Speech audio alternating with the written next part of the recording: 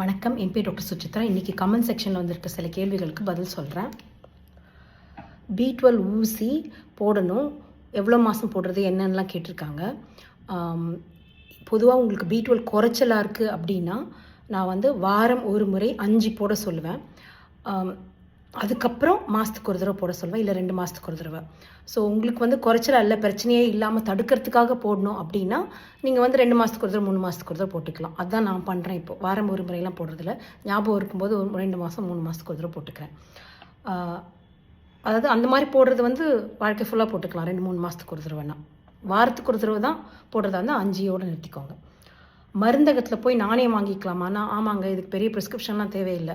B12 சத்து ஊசி அப்படின்னு கேட்டால் கொடுத்துருவாங்க. நியூரோபியான் ஃபோர்ட் தான் காமன் பிராண்டு, பட் நிறைய பிராண்ட்ஸ் இருக்குது. செவிலியர்கிட்டே போட்டுக்கலாமான்னு கேட்டுக்கிறாங்க. எஸ், நர்ஸ்கிட்டே போட்டுக்கலாம். அவங்க நர்சஸ்லாம் இதை நிறைய போட்டிருப்பாங்க, அதனால் நீங்கள் தாராளமாக போட்டுடலாம். அப்புறம் இன்னொருத்தவங்க கேட்டுருக்காங்க, டயபெட்டிஸ்க்காக நான் மெட்ஃபார்மின் எடுக்கிறேன், கடைசி வரைக்கும் எடுக்கணுமானா ஆமாம். ஏன்னா ப்ளட் டெஸ்ட் பண்ணி பாருங்கள், அதில் உங்களுக்கு தெரியும் மெட்ஃபார்மின் உங்களுக்கு தேவையா இல்லையான்னு. தேவைன்னா நீங்கள் போட்டுட்டு தான் இருக்கணும். பொதுவாக சுகருக்காக டயபெட்டிஸ்க்காக மாத்திரை ஆரம்பித்து நிறுத்தினவங்கன்னு நான் பார்த்ததில்லை. ஒரே ஒருத்தவங்க பார்த்துருக்கேன். அவங்க ஒரு ஆப்ரேஷன், மேஜர் ஹார்ட் ஆப்ரேஷன் ஆகிட்டு அதுக்கப்புறம் தான் அவங்களுக்கு சுகர் வந்தது வயசான பிறகு.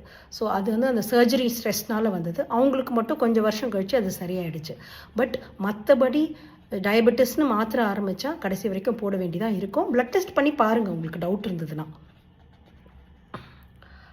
ஒருத்தவங்க வாய் கசப்பாக இருக்குது, காலையில் எழுந்தோன்னே மோசமாக கசப்பாக இருக்குது, மாத்திரை மருந்தெல்லாம் போட்டு பார்த்துட்டு எதுவும் சரியாகலன்னு போட்டிருக்கீங்க. வாய் டேஸ்ட்டு ஸ்மெல் வருதா இல்லை கசப்பாக இருக்கா?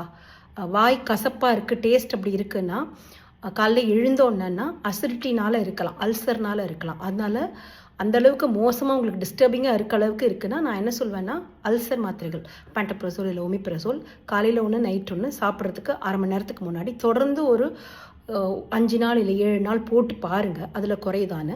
அதை தவிர டெய்லி நைட் வெந்தயம் போடுங்க. அல்சர்னால் இந்த வாய் கசப்பு அப்படின்னா இது சரியாகும். பட் சில சமயம் நீங்கள் போடுற சில மாத்திரைகள்னால அப்படின்னா இது சரி பண்ணாது. நிறைய சில டேப்லெட்ஸ்க்கு சைடு எஃபெக்ட் அந்த மாதிரி இருக்குது. நீங்கள் அதனால் உங்கள் டாக்டர்கிட்ட எதுக்காக மாத்திரை போட்டிங்கன்னா அதுக்கும் செக் பண்ணிக்கோங்க, அந்த மாத்திரைனாலையான்னு. இவ்வளோ மோசமாக கஷ்டப்படுற அளவுக்கு வாய் கசப்பு இருக்குன்னா அந்த மாத்திரை வேணால் மாற்றி பார்க்கலாம். அதுக்காக உங்கள் டாக்டர்கிட்ட பேசுங்க. பட் அல்சர்னால் அசிடிட்டினால சில பேருக்கு அந்த மாதிரி வரும் அப்படின்னா இது பண்ணுங்கள். அதை தவிர நான் வாய் கேரிஸ்னால, அதாவது பல் சொத்தைனால் இந்த மாதிரி சில பேருக்கு வருதுன்னா வீக்கோ வஜ்ரதந்தி டூத் பேஸ்ட் தான் அட்வைஸ் பண்ணுவேன். காலைல ஒரு தடவை, சாயந்தரம் ஒரு தடவை, 2 வேளை பல்லு விளக்கணும். வீக்கோ வஜ்ரதந்தி வச்சு இதை முயற்சி பண்ணி பாருங்கள். வணக்கம்.